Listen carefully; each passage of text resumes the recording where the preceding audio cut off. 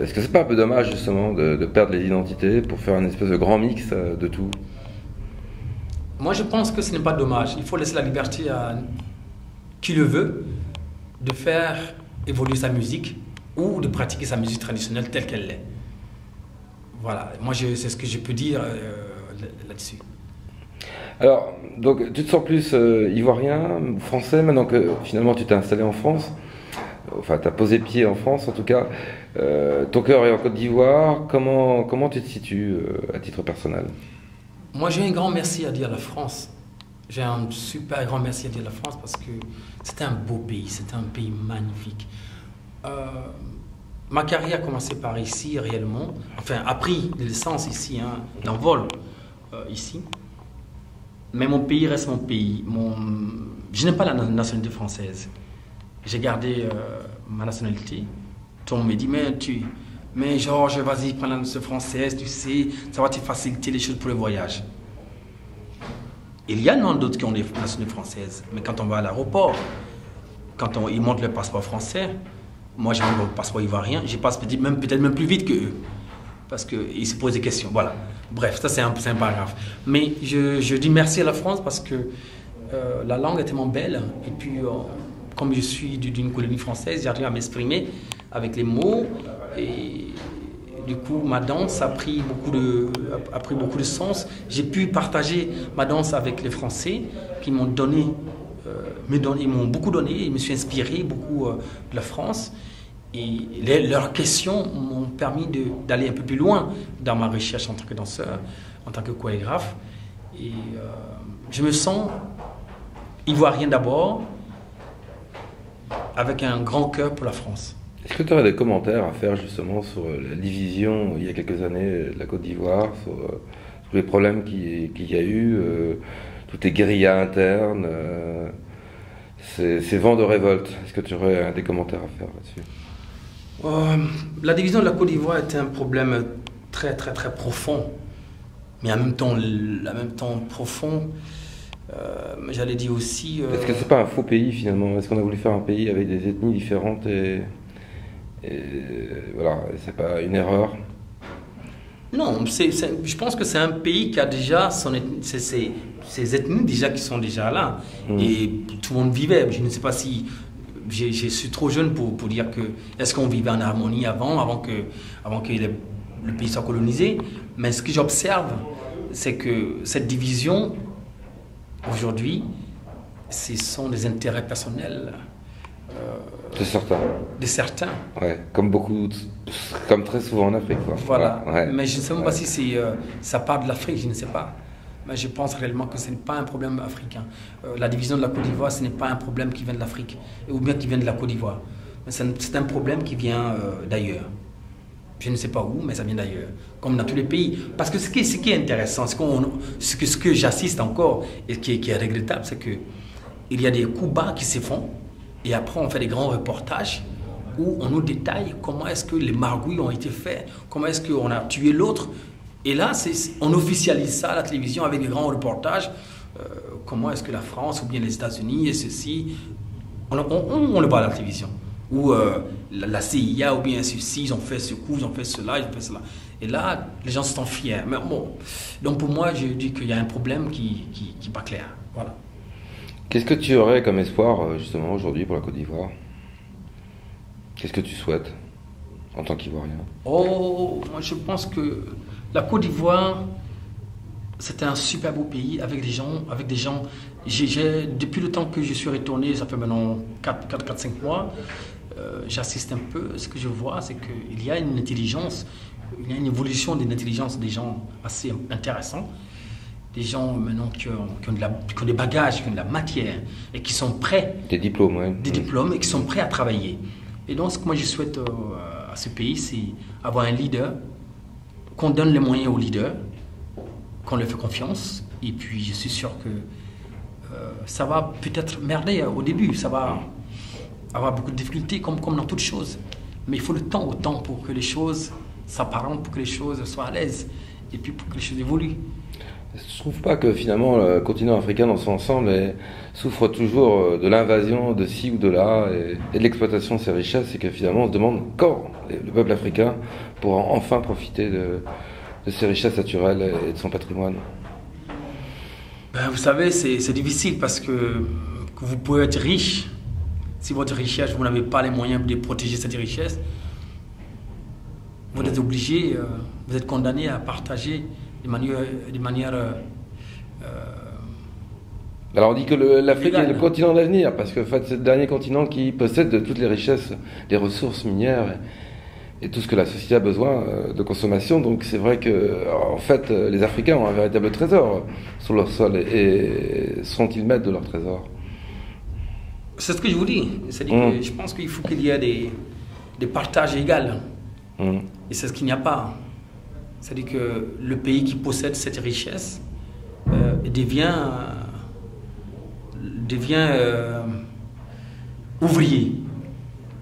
Et l'autre qui vient demander la richesse devient l'employeur. Et donc du coup, il reçoit le salaire d'un ouvrier. C'est ce qui se passe aujourd'hui en Afrique. Mais le jour où on deviendra des propriétaires, où on fixera nous-mêmes nos prix, parce que puisqu'on n'a pas les moyens maintenant d'extraire ou de transformer nos matières premières, on est toujours tributaire de l'Occident. Ou certains chefs d'État qui s'enrichissent en négociant à leur avantage. Voilà, oui, c'est vrai qu'il y a ce problème aussi. Il faut dire que... Il faut dire les choses. Il faut dire que certains chefs d'État, bien sûr qu'ils s'enrichissent, mais je vous assure et certain que si l'Europe, l'Occident, refuse que ces pays-là, que ces présidents s'enrichissent, vous allez voir, les choses vont changer. Parce qu'ils s'enrichissent, parce que les pays occidentaux passent derrière, ils font des coups bas. Donc du coup, le mec, il peut s'enrichir. Mais s'il y a une clarté, il n'y a pas question qu'il y ait de la tricherie. Je ne suis pas pour taper sur la tête des présidents qui s'enrichissent. C'est normal qu'ils s'enrichissent parce que c'est la situation qui le veut. Oui. Mais demain, s'il y a une meilleure situation, vous allez voir que les choses... Oui, mais il y a tellement de différences, il y a tellement de carences, il y a tellement de pauvreté encore. Oui. C'est ça le problème. Comment est-ce que vous pouvez exprimer qu'aujourd'hui, le franc CFA, qui est dépendant du franc français, et aujourd'hui le franc français n'existe pas. Et le franc CFA est encore là, il ne bouge pas. Pourquoi il n'y a pas une réflexion? Pourquoi il n'y a pas... Alors justement, qu'est-ce que tu en penses? La France est beaucoup en retrait maintenant vis-à-vis de l'Afrique. Non, moi je dis que la France est toujours présente. Elle est toujours là, la France. Quand je prends le cas de la Côte d'Ivoire, où la Côte d'Ivoire est divisée en deux, l'autre côté des rebelles, il y a plus de Français chez les rebelles que l'autre côté. Mais c'est pas... Je pense que la France, elle est là. Elle est là, la France. Seulement que maintenant, elle cherche comment se positionner parce qu'au départ, elle était leader. Maintenant, il y a plusieurs pays. Maintenant, il y a des accords où que les présidents signent maintenant avec les autres pays des grandes puissances. Hein. Donc, du coup, elle a en face des concurrents qui sont des tailles. Donc voilà. Revenons à ton art, Georges. Qu'est-ce que tu aimerais monter comme spectacle? Est-ce que tu as un rêve particulier? Oui, j'ai envie de monter un spectacle un peu comme un grand spectacle, comme West Side Story, qui a fait le tour du monde. Un spectacle qui fait qu'il va y avoir un roulement d'artistes. Un spectacle qui va mettre en scène des musiciens, des chanteurs, des danseurs, des comédiens, des circassiens. Enfin, tout le corps du métier de sorte que l'Afrique puisse avoir une ambition de dire « Ah, j'ai envie d'aller dans ce spectacle-là ». Un spectacle un peu comme le Cirque du Soleil, comme voilà, toutes ces grosses structures. Je suis sûr que si les pays africains se mettent ensemble, les hommes d'affaires disent que bon ben voilà, on vous met, disons 20 milliards, montez-nous un spectacle de sorte que chaque pays puisse envoyer 2 éléments ou 3 artistes ou 4 ou 5 artistes. Toi, tu serais prêt à le monter finalement. Il te manque quoi? Il te manque le financement, voilà. Oui, bien sûr. Il manque vraiment un financement. Et j'ai la capacité, j'ai la technicité de le faire. C'est pas ça qui manque. J'éprouvais déjà. J'ai monté Africa, qui a fait un bénéfice de 60 millions d'euros, et qui a eu un succès énorme, qui a remporté plusieurs prix. Et donc ce spectacle-là, il tourne. Il a beaucoup tourné pendant 3 à 4 ans. Malheureusement, aujourd'hui, il est en pause. Mais bon, ça va peut-être reprendre bientôt. Mais un spectacle comme ça, qui peut être monté en Afrique, il faut que ça parte de l'Afrique. C'est important, il faut que ça parte de l'Afrique. D'ailleurs, ce qui m'intéresse aujourd'hui, c'est de monter des projets pour la formation des danseurs en Côte d'Ivoire ou en Afrique. De sorte que ces danseurs, on leur apprend l'écriture chorégraphique. Alors justement, est-ce qu'en Côte d'Ivoire, il y a une perte du patrimoine au niveau de la danse, non?